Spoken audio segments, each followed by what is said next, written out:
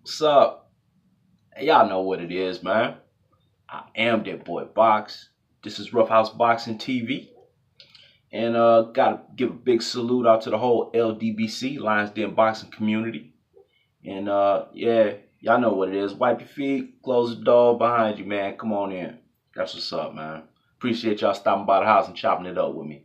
Just want to put out a real quick video, breakdown, prediction, for Prograis versus Flanagan. It's going on a little bit later tonight, so hopefully y'all will catch this one before the fight actually happens. But we've got Regis Prograis versus Terry Flanagan, and as usual, got my notes, but that's what's up. So we're gonna do it. Good, bad, and ugly. We'll start out with Flanagan. All right, Terry Flanagan coming in with a record of 33-1. His one loss came to Maurice Hooker a couple fights ago, and he is a southpaw. He stands 5 feet 9.5 inches tall, and I could not find his reach, so I don't have that number to give to you. And let's see, go with the good. Based off the fights that I watched, has good use of feints. Nice 1-2. Let's see, and he has a nice straight left to the body, which is normally the 2 off his 1-2 because he is a southpaw. And I see he's good at getting inside on opponents. Tough, gritty fighter. Nice change in punch placement. Goes from high to low or low to high. I like that.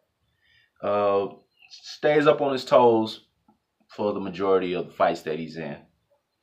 Has okay short combos. Like I said, it's normally just 1-2s. You don't really get much after the 2. Has a good motor. Normally likes to be first with his offense. So he's normally the one who's bringing the fight to the opponent. And he's a pressure fighter. So like I said, he's the one that likes to dictate the pace.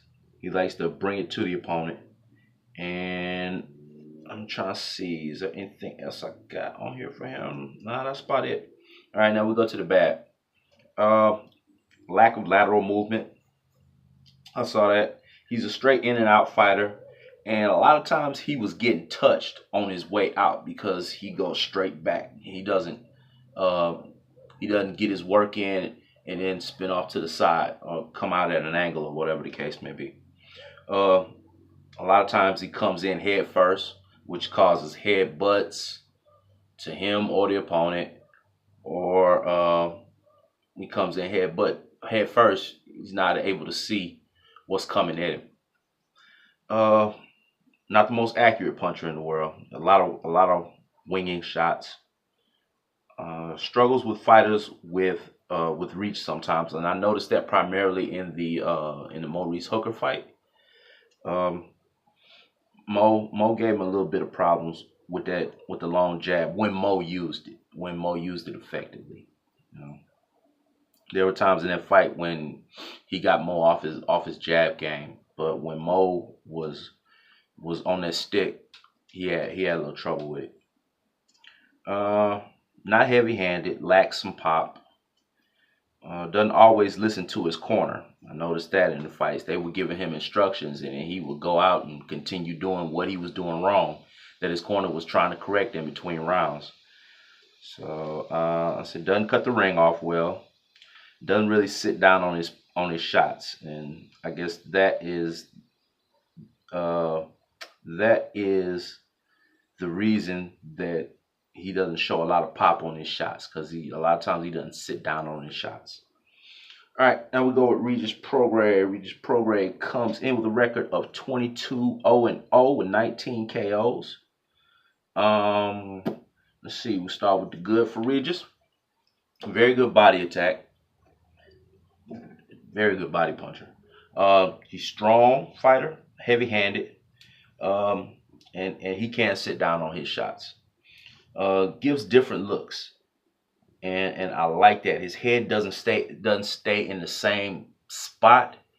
You know, he'll start out, you know, like this, and then he'll be down and, you know, the other way, or maybe back, something like that.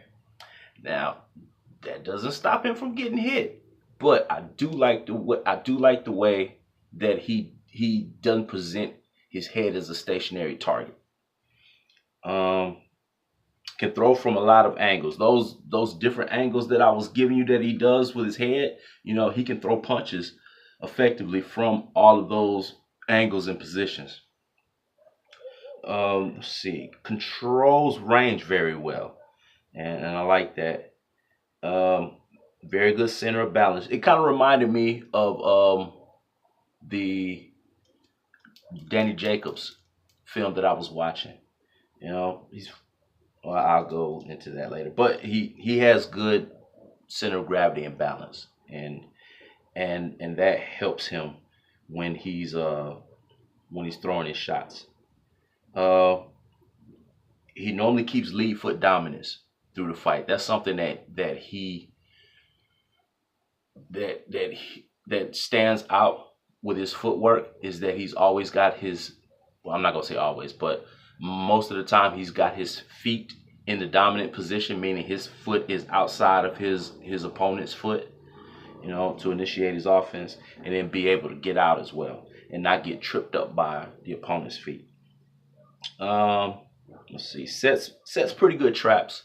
I was watching some of the fights, and I was liking the way, you know, he would probe out with the jab, you know, just kind of throw it out there, throw it out there. He'd get the opponent to, you know, raise his hands, thinking he's going to throw a shot, and then it'd be probe and woof to the body, you know, things like that. What else?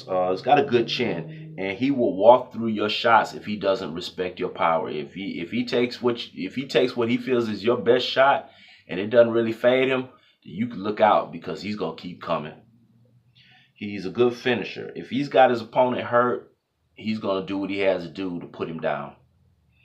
Uh, he's hard to time, and that's because of the different angles and different looks that he gives his opponents. And that, I like that about him, because that makes him not as hittable, you know, and like I said, harder to time.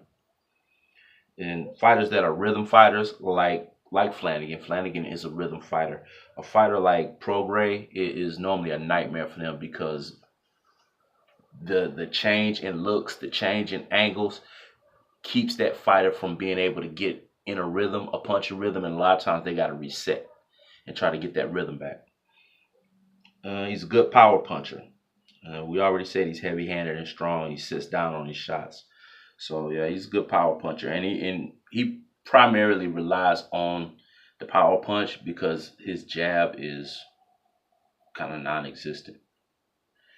All right, on to the bat. Keeps that right hand low. Prograis is a southpaw too, so this is going to be a battle of two southpaws. But I noticed that he keeps that right hand low.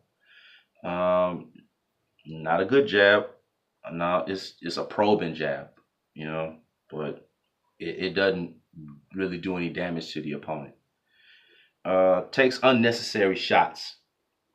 And then I couple that up with can be defensively irresponsible due to bad hand placement. And that right hand being low, that's part of it.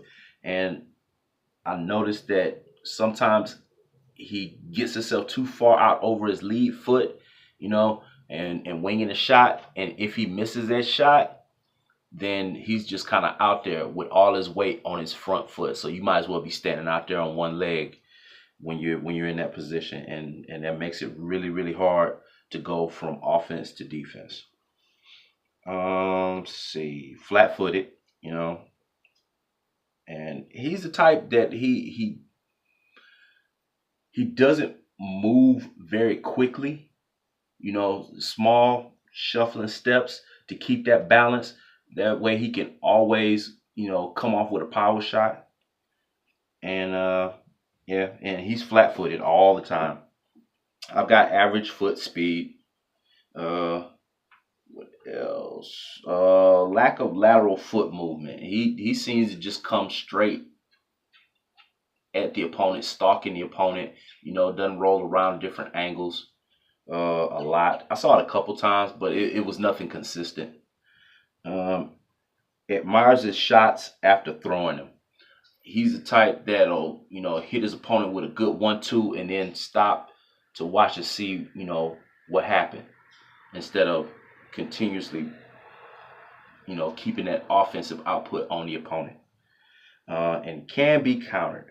And I saw that a few times, especially when that defensive irresponsibility comes into play and he gets himself out of position.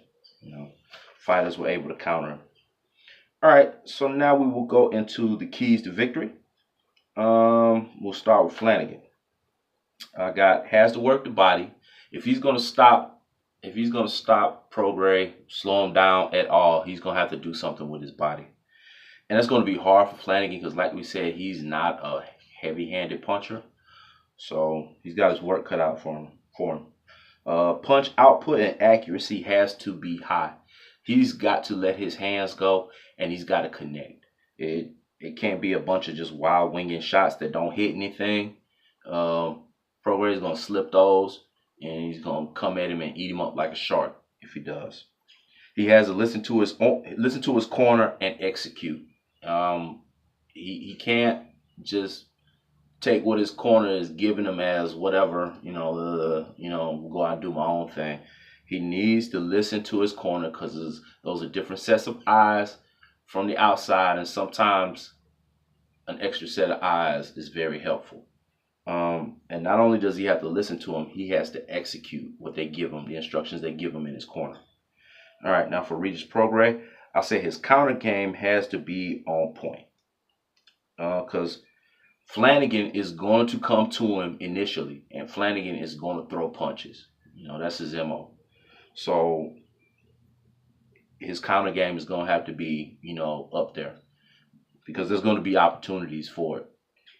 He's got to work the body effectively, which he normally does.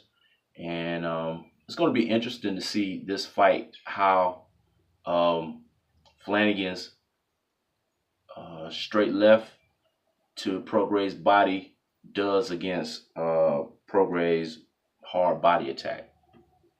That's going to be something to look for. So y'all keep your eyes open for that. Different looks is key.